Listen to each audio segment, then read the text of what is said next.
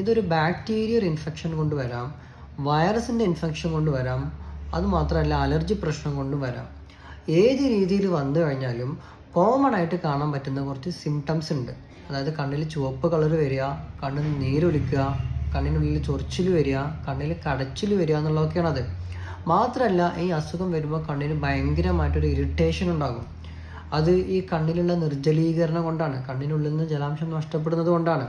അപ്പോൾ ഈ പ്രശ്നം പരിഹരിക്കാൻ കണ്ണിൻ്റെ ഉള്ളിലുള്ള ആ നിർജ്ജലീകരണം തടയാൻ വേണ്ടിയിട്ട് നമുക്കൊരു തുള്ളിമരുന്നുണ്ട്. മെഡിക്കൽ സ്റ്റോറിൽ പോയി കഴിഞ്ഞാൽ ആർക്കും കിട്ടാവുന്ന മരുന്നാണ്. അതിൻ്റെ പേരാണ് കാർബോക്സി മീഥൈൽ സെല്ലുലോസ്. നമ്മൾ സിമ്പിളായിട്ട് ടിയർ ഡ്രോപ്സ് എന്നൊക്കെ പറഞ്ഞാൽ കിട്ടും. ഇതൊരു 2 ഡ്രോപ്പ് വെച്ചിട്ട് 3 നേരം ഒറ്റിക്കുകയാണെങ്കിൽ ഈ ഇറിറ്റേഷനും കാര്യങ്ങളൊക്കെ മാറിക്കിട്ടും.